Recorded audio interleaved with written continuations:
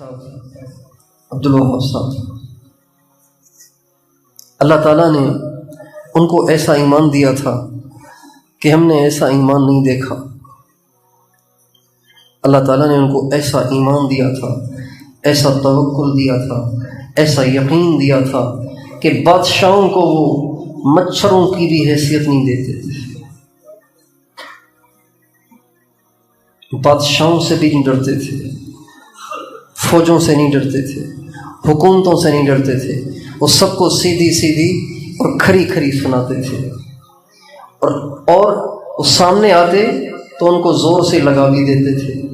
ایسا اللہ تعالیٰ نے ان کو رتبہ اور ایسی ان کو اللہ تعالیٰ نے بے نیازی عطا فرمائی تھی۔ لیکن اپنی ذات کے بارے میں وہ یہ بارہا کہتے تھے، میرا کیا بنے گا، میرا کیا بنے گا۔ ایک دفعہ مولانا زبیر صاحب ہندوستان کے بزرگ تھے، وہ ملنے آئے حاجی صاحب سے۔ رائے میں اجتماع ہوتا ہے نا، ابھی بھی ہے اجتماع، آبادات کا اجتماع ہے نا، تو مولانا زبیر صاحب آئے حاجی صاحب سے ملنے کے لیے۔ تو حاجی صاحب بڑے پریشان غمگین فرمانے لگے، زبیر تم میرے لیے دعا کرو، میرا کیا بنے گا، میں بہت پریشان رہتا ہوں کہ مرنے کے بعد میرا کیا بنے گا۔ حالانکہ انہوں نے ساری زندگی صرف اللہ ہی کو بولا، اللہ ہی کو سنا، اللہ ہی کے نام کو پھیلایا، اللہ ہی کے لیے سب کچھ لگایا، نہ انہوں نے کبھی دنیا کا کام کیا، نہ کبھی ان کا اس طرف دھیان بھی گیا، وہ اپنا دھیان بھی اس طرف جانے نہیں دیتے تھے۔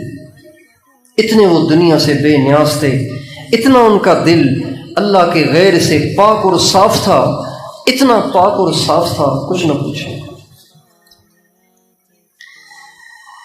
ایک دفعہ حاجی صاحب باہر ملک سفر پہ گئے، تو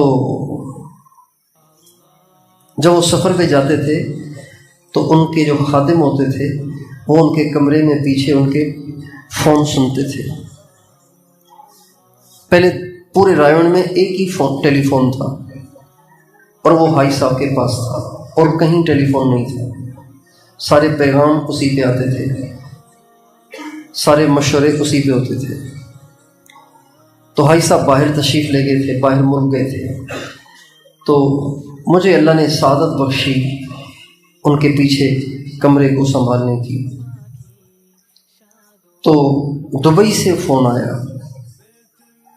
اور انہوں نے بتایا کہ ہم نے حاجی صاحب کے لیے اتنے ڈرم زمزم کے اور اتنے تولے عود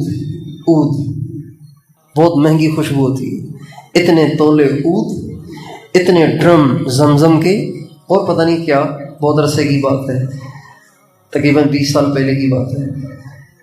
تو یہ چیزیں ہم نے ان کے لیے بھیجی ہیں، تو جب حاجی صاحب کا فون آئے تو آپ ان کو بتا دیجیے گا۔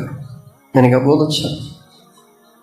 جب فون آیا تو روزانہ فون کرتے تھے اور پوچھتے تھے فجر کا بیان کس نے کیا، ہدایات کس نے دی، تعلیم کس نے کی، یہ کام وہ کام، واپسی میں مجمع کتنا تھا، روانگی کا مجمع کتنا تھا، ساری کارگزاری سنتے تھے۔ مشورے میں کون کون آئے، کون کون نہیں آئے، یہ ساری کارگزاری سنتے تھے۔ اس کارگزاری کے دوران میں نے ان سے کہا کہ وہ دبئی سے فون آیا تھا فلاں شیخ کا، تو وہ کہہ رہے تھے کہ ہم نے حاجی صاحب کے لیے زمزم کے ڈرم بھیجیں اور ان کے لیے عود، اتنے تولے عود بھیجا ہے۔ تو حاجی صاحب نے فرمایا، تم نے ان کو کیوں نہیں کہا کہ ہمیں ان چیزوں کی طلب نہیں ہے، تم نے ان سے ان چیزوں کو جو قبول کر لیا، اس کا مطلب یہ بن گیا کہ ہمیں ان چیزوں کی طلب ہے۔ تم ان سے کہتے کہ ہمیں ان چیزوں کی طلب نہیں ہے، ہم تو یہ چاہتے ہیں کہ اللہ کا نام ساری دنیا میں زندہ ہو جائے۔ اور بارہا یہ بات وہ فرماتے تھے، اے اللہ ہم کچھ نہیں چاہتے، ہم تجھے چاہتے ہیں، اے اللہ ہم کچھ نہیں چاہتے، ہم تجھے چاہتے ہیں۔ اس کے باوجود ہم نے ان کو دیکھا کہ وہ فرماتے تھے میرا کیا بنے گا۔ مولوی زبیر صاحب سے فرمانے لگے، زبیر میں بہت پریشان رہتا ہوں، میرا کیا بنے گا۔ تو مولوی زبیر صاحب، مولانا زبیر صاحب عرض کرنے لگے، حضرت آپ پریشان نہ ہو۔ کہ کیوں؟ کہ اس لیے کہ حدیث میں آتا ہے جس حال میں مرو گے اسی حال میں اٹھائے جاؤ گے۔ کہنے کہ اچھا بس پھر مزے ہیں۔ جس حال میں مرو گے اسی حال میں اٹھائے جاؤ گے۔ جو اللہ اللہ کرتا مرے گا تو وہ اللہ اللہ کرتا ہی اٹھے گا۔ سب سے بڑی دولت، سب سے بڑا سرمایہ، سب سے بڑی پراپرٹی وہ دل میں جو ایمان ہے، یہ سب سے بڑا سرمایہ ہے۔ یہ ساتھ جائے اور قبر تک جائے اور محشر تک جائے، یہ بہت بڑا مسئلہ ہے۔